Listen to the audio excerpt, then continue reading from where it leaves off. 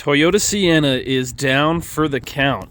Welcome back, everybody. David Shepard here on the Humble Hotshot channel with a quick how-to video for you guys, some more automotive content. We're going to be replacing the starter motor on this 2007 Toyota Sienna. So we're going to get right into that, show you how to do it, and give you some tips and tricks along the way, all right after a word of scripture. So today I want to share Psalm 16 verse 8, which says, "I have set the Lord always before me, because he is at my right hand, I will not be shaken." So just want to share with you guys the joy and the confidence that I have of keeping the Lord before me, looking to him and knowing that I am safe and secure no matter what happens in this life, and let you know that joy and that confidence can be yours as well. So thanks for listening, guys. Now we're going to jump right into it.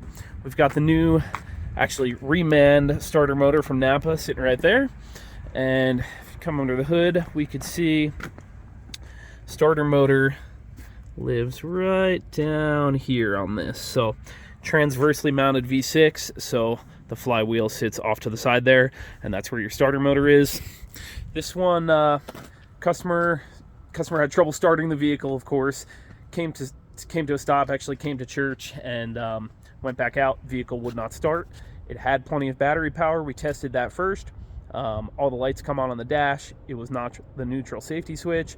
Vehicle was in park. Tried starting it in neutral, and it was a no crank, no start scenario. So from there, I knew I could hear the fuel pump working, and I knew we weren't getting any crank. So it's just a quick way I diagnose these things with a no crank, no start. So I went under the fuse panel, located the relay for the starter solenoid, swapped the relay with the daytime running lights. We knew the headlights were working, still not getting any crank out of the starter motor. So after that, I went down with a hammer and actually tapped on the starter, in and around the starter solenoid. Hard to see down there, but where that blue tag is there we go, right where the starter motor lives. You could see this is an original Toyota starter, so that was pretty suspect to me. Original starter from 2007. I gave that thing some good whacks while the customer was cranking on the key, and I actually did get this vehicle to start. But I told him, new starter motor is probably going to be in your near future. So we got it to work a couple times, and now it's just, if you tap on that thing a good bit, it might start, but more or less that starter motor has had its life run. So we're going to get right into replacing that. So like I said, we got a reman unit from Napa, and we're going to disconnect the battery, of course, remove some of this air ducting to gain some better access down there, and then we'll show you the next steps. All right, guys, so quite a few items to move out of the way here.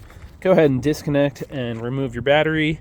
Also, the battery tie down, of course, get that out of the way. And then beneath the battery, there's this little bracket built in with two 10mm bolts right here. Pretty much all 10mm bolts so far.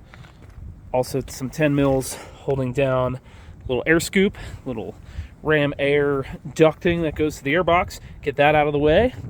And then also remove your airbox itself. There's the battery tie down, again 10mm bolts, and then you could just take off the top half of your airbox, and then there are three 10mm bolts again holding the airbox down, the lower half of the airbox. So get all that out of the way, and then you could have good access to your starter motor. So there she is right there. We'll go ahead and undo this plug. We'll also undo the nut holding the main power cable on, and then two 14mm bolts that hold the starter to the engine. We'll get to that next. All right, once we've removed all the accessories to gain access to the starter motor, go ahead and gently unplug your low voltage connector here. You're going to press on this little tab right where my thumb is and slide it out.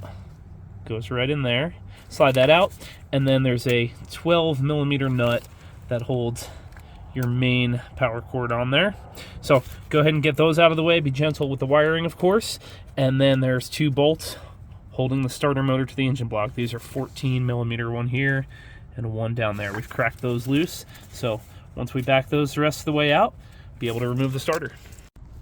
Okay, just like that, got those two 14mm bolts completely removed, and the old starter comes right out of place. Go ahead and compare it with your new starter. Make sure they're looking the same, bolts line up, connectors are in fact the same, and even gave us a new nut for the power cable there. So we're going to reverse the process and get this new starter installed. Okay, there's the new starter in place. As you can see, The two 14mm bolts holding it to the engine are tightened down.